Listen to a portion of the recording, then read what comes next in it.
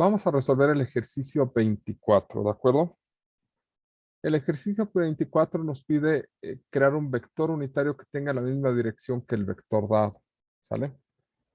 En general, vamos a calcular un vector unitario. Vamos a decir que U es un vector y es un vector unitario en la misma dirección que un vector B, ¿sale? Y se calcula dividiendo a B entre la norma de B, ¿de acuerdo? En este caso, este sería nuestro vector B y lo primero que tenemos que hacer es calcular la norma. Yo les insisto, en lo general, a mí se me hace más cómodo trabajar los vectores, ¿sale? A partir de esta notación que como unitarios. En el caso de estos unitarios, las entradas del vector serían -5, 3 y -1. Porque I nos representa el valor que iría en la primera entrada, J el que iría en la segunda entrada y K el que iría en la tercera. ¿De acuerdo? Ahora bien, ¿cuál es la norma de V? La norma de V sería la raíz de -5 al cuadrado más 3 al cuadrado más -1 al cuadrado. Esto nos daría la raíz de, creo que aquí se me pasó de corto, 25 más 9 más 1. Y esto sería la raíz de 35. Entonces el vector unitario U en la misma dirección de B debe de llevar el vector V, que sería -5, 3, -1, ¿sale? Sobre la raíz de 35. Raíz de 35 es un número. Eso significa que puede entrar dividiendo a cada una de las entradas. Otra forma de denotar a U entonces sería -5 sobre raíz de 35, 3 sobre raíz de 35 y -1 sobre raíz de 35. ¿Sale? Básicamente es eso. Vamos a graficarlo. Insisto, esta parte es muy visual, entonces les recomiendo que practiquen trabajando de la mano con GeoGebra para que puedan ver qué está pasando. Dios, ¿qué diablos hice? No sé qué hice. Bueno, tratemos de verlo por aquí así. Ok, nuestro vector B es, o V es -5, 3, -1. Entonces, voy a dibujar primero el punto. -5, 3, -1, si no mal recuerdo. ¿Vale? Este sería nuestro vector B. Entonces, nace del origen y llega al punto A. Este es nuestro vector, el que nosotros le llamamos V. ¿Sale? Ahora bien, vamos a dibujar otro punto. En principio, el vector unitario que nosotros creamos debe de estar en la misma dirección que este vector que trazamos, ¿de acuerdo? Solamente que su norma o su magnitud debe de ser 1. En este caso, el punto que encontramos, híjole, bueno, pues ya ni modo. Es -5 sobre raíz de, son los dos valores, pero entre raíz de 35. Es que esa cosa no es exacta, a menos que no sepa contar. No, sí estoy bien, ¿verdad? Ok. Es -5 sobre raíz. Espero que esto funcione. 35. ¿Quién sabe si eso funciona? 3 sobre raíz de 35,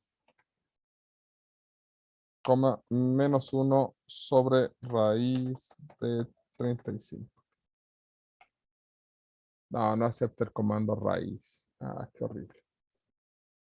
Bueno, entonces apliquemos la vieja confiable de un medio. Sale. Esto debe de funcionar. Control C. No nos acepta raíz, pero elevarlo a la un medio funciona. O debería de funcionar. Ahí está. Y entonces nosotros trazamos un vector que vaya del origen a C. Ahí está.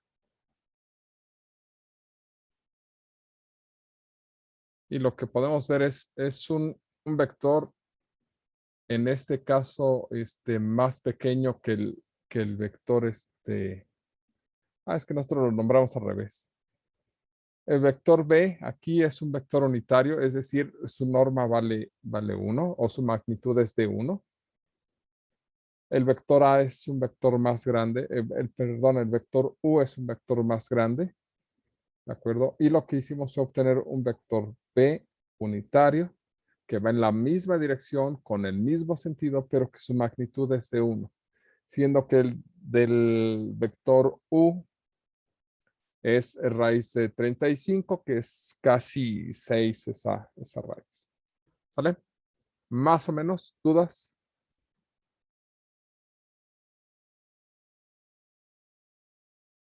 No. En ese caso, ¿para qué es el vector unitario que nos dice o para qué nos sirve? Lo que pasa es que un vector unitario tiene la propiedad de que su norma es 1. Entonces, los vectores unitarios tienden a ayudarnos a direccionar o a comparar magnitudes. ¿Sale? Lo vamos a ocupar el vector unitario, sobre todo cuando estemos calculando razones de cambio.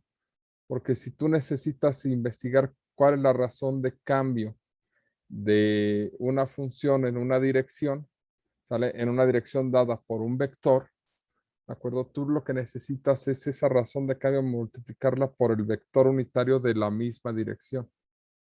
Suena complicado y raro, pero la idea es que sí vas a necesitar los vectores unitarios porque su magnitud es 1 y al multiplicarla por una razón de cambio o por otro valor, pues va a hacer que siga, que no se modifique, ¿sale? Dependiendo de la magnitud del vector, sino que se mantenga ese valor original porque estarías multiplicando por un 1, ¿de acuerdo? Preservando las características de dirección. Ok, gracias. Sí, yo tampoco me entendí, pero la idea es que lo vamos a ocupar, ¿de acuerdo? Y el chiste es que... Profesor, entonces, Mándeme. perdón que la interrumpa. Adelante. Entonces, yo puedo definir la norma del vector como la magnitud del vector unitario. Ajá, es qué tan grande es su vector, ¿de acuerdo? Y es en proporción a lo que mide el vector normal, ¿no? Por así decirlo. El vector unitario. Sí, el vector unitario es un vector que te sirve de patrón, ¿de acuerdo? De valor 1, ¿sale? Si nosotros lo viéramos con un flexómetro, ¿sale? Nuestro patrón o nuestro vector unitario sería un vector que naciera del origen y que midiera 1 metro. Ese es tu patrón de comparación con todo lo demás. ¿De acuerdo? Porque tu norma es, de valor 1, en este caso 1 metro. Todo lo demás se compara en sentido de los metros, más metros o menos metros. Pero vaya, ese es.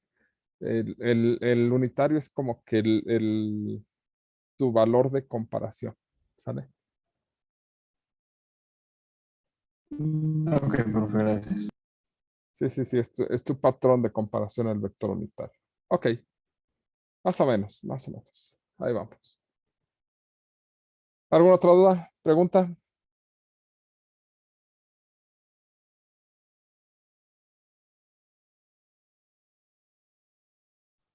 Profe, ¿le podría regresar a la hoja de cálculo?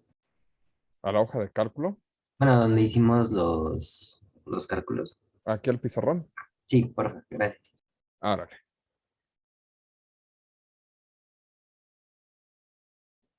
Ok, es importante que manipulen los vectores y por lo tanto les voy a encargar que hagan ejercicios. En este momento vamos a pasar al siguiente punto de la parte teórica, que es el producto punto. Vamos a escribirlo un poquito y les voy a encargar que desarrollen las propiedades para venirlas a practicar la próxima clase. ¿De acuerdo? Con estos temas les voy a pedir que los practiquen para que los maduren y continuaremos con ellos la próxima clase en caso de ser necesario. Yo espero que una vez que lo practiquen ya lo puedan madurar, ¿de acuerdo? Y si hay dudas, pues, las discutimos como siempre. ¿Cuál es el problema? Ok, ¿Podemos continuar? Ya copió lo que necesitaba copiar. Ya, profe, gracias. Ok. Bueno, en el caso de vectores se utilizan porque tienen dos operaciones adicionales. Además de la suma y resta de vectores y de la multiplicación por escalar, se tienen dos operaciones especiales que son el producto punto y el producto cruz. En estos momentos nos vamos a enfocar en el producto punto. ¿Sale? Si nosotros tenemos dos vectores, digamos U y V, ¿sale? U y V vectores. Entonces el producto punto de U por V, ¿sale? Se define con un puntito, no es una multiplicación, ¿sale? Porque la multiplicación de vectores no tiene sentido. Tiene sentido el producto punto y el producto cruz, pero no una multiplicación como tal, aunque este hace las veces de una forma de multiplicación, ¿de acuerdo? Si consideramos que U es UX, UY y UZ, ¿de acuerdo? Punto VX, VY y VZ. En el caso de que tengan tres entradas, si tienen dos entradas, quiten Z. Si tienen más entradas, pues agreguen las entradas adicionales. Esto se transforma en UX por UY. ¿Sale? Voy a ponerlo como asterisco. Más, perdón, no es UY, es VX, UY por VY más UZ por VZ. Y aquí sucede algo muy interesante, ¿de acuerdo? Que es el tipo de resultados que nos da un producto punto. Cabe mencionar que nosotros nos iniciamos con U y V vectores, pero sus entradas, todos los UX, UY, UZ, VX, VY y VZ son números reales. ¿De acuerdo? Para nosotros son números reales. ¿De acuerdo? Entonces, estamos multiplicando aquí dos números reales, aquí dos números reales, aquí dos números reales. La multiplicación de números reales nos da un número real. Entonces, esto es un número, esto es otro número y este es otro número. Y después se suman. Entonces, el resultado deja de ser un vector y se transforma en un número. Esto es importante notarlo porque generalmente las operaciones las preferimos cerradas. Si sumamos dos vectores, esperamos que el resultado sea un vector. Cuando nosotros multiplicamos un vector por un escalar, el resultado sigue siendo un vector. Pero esta es una operación entre dos vectores cuyo resultado no es otro vector, sino que es un número. Esto es lo que hace el producto punto, ¿de acuerdo? No es muy complicado de calcular. ¿Sale? Por ejemplo, si tienes el vector 2,4,7.50 menos 3, por decir algo, ¿sale? Los resultados van entrada por entrada. Es decir, sería 2 por 5, ¿sale? Luego sería más 4 por 0. Y el último sería más 7 por menos 3. Eso último no es un paréntesis. Y lo que tendrías que hacer finalmente pues, es la suma. Esto es 10 más 0 menos 21 y esto es menos 11. Observen cómo comenzamos con 1 y 2 vectores y a través del producto punto el resultado no es un vector, es otro número. Bueno, más bien es un número, ¿vale? Muy independiente de los vectores, ¿de acuerdo? Es una de las operaciones que se obtiene con el, o bueno, es más bien el resultado que se obtiene con el producto punto, ¿sale? Más o menos, ¿dudas hasta aquí en cómo se calcula un producto punto? No, profesor. Ok. ¿Qué es lo importante del producto punto? Sus propiedades, por eso se estudia. ¿De acuerdo? Aquí está lo que les acabo de decir. ¿Cuál es la definición de producto punto? Y sin embargo, tiene algunas propiedades muy interesantes. ¿De acuerdo? Si ustedes multiplican un vector en producto punto por sí mismo, les va a dar su norma al cuadrado. ¿Vale? Pero esa no es la más interesante. Este teorema es el que vamos a estar utilizando en ambos sentidos. ¿De acuerdo? ¿Vale? Teorema, si θ es el ángulo entre dos vectores A y B, entonces el producto punto de A y B es la norma de A por la norma de B por el coseno del ángulo entre ellos. Y esta es una forma de obtener el ángulo entre dos vectores. Y es lo que ustedes usaban cuando trataban de calcular el ángulo interno entre la suma de dos vectores en física, ¿de acuerdo? Y por eso sonaba tan complicado. Pero en realidad lo que estaban haciendo ahí era un producto punto. Ustedes calculaban las normas de los vectores y después el coseno entre ellos y les daba algo bien raro. Pero es porque estaban utilizando en realidad elementos de producto punto. ¿Vale? Que un corolario de esto, pues es cómo calculas el ángulo entre dos vectores, pues es de esta forma. Ya después le sacas función inversa al coseno y ya obtienes eso. ¿Vale? Dos vectores A y B son ortogonales, sí, solo sí, el producto punto es cero. Si tú tienes dos vectores, su producto punto es cero, significa que son ortogonales. ¿Qué significa que son ortogonales? Que entre ellos se forma un ángulo de 90 grados. ¿Sale? Es decir, dos vectores son ortogonales si al trazarlos forman un ángulo de 90 grados. ¿De acuerdo? Entonces, A punto B, si este es A y este es B, es igual a 0. ¿Sale? Sí y solo sí son ortogonales. Tú tienes dos vectores y al sacar su producto punto te da 0. Pues es porque forman un ángulo de 90 grados. Tienes dos ángulos, dos vectores y ya sabes que tienen un ángulo de 90 grados entre ellos. Entonces su producto punto va a ser 0. ¿De acuerdo? Y esto es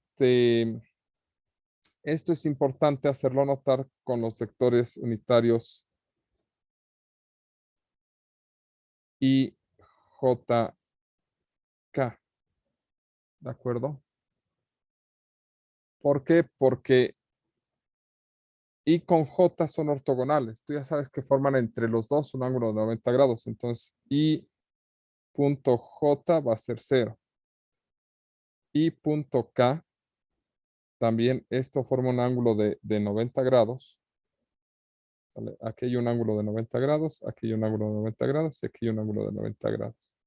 Esto es 0 y J punto K también da 0. ¿De acuerdo? Entonces, son propiedades. Lo que más nos interesa del producto punto son sus propiedades. ¿De acuerdo? Vamos a obtener vectores direccionales y las proyecciones. Las proyecciones son muy, muy útiles.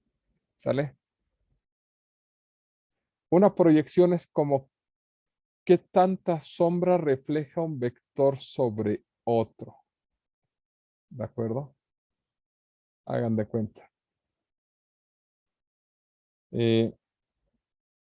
Tenemos dos vectores. Algo así. Este es A y este es B. La proyección de A en B sería un vector en la misma dirección de B, pero que sería como que la sombra que refleja de manera perpendicular sobre B. ¿De acuerdo? Esa sería la proyección. ¿Vale? Y tiene una forma de calcularse. De hecho, debe de aparecer ahí la fórmula que en principio yo esperaría que ya tuvieran en sus notas. La componente es el vector y la proyección es no, más bien, la que están manejando aquí como componente es la magnitud, es qué tan grande es este pedazo, qué tan grande es la sombra. Y la proyección es el vector en B de esta sombra, ¿de acuerdo? Y pues básicamente eso es lo que vamos a estar estudiando. Entonces, les voy a pedir que realicen los ejercicios de la sección pasada y que estudien estas propiedades de producto punto porque vamos a empezar a hacer ejercicio la próxima clase. ¿Sale? Por el momento vamos a detenernos hasta aquí.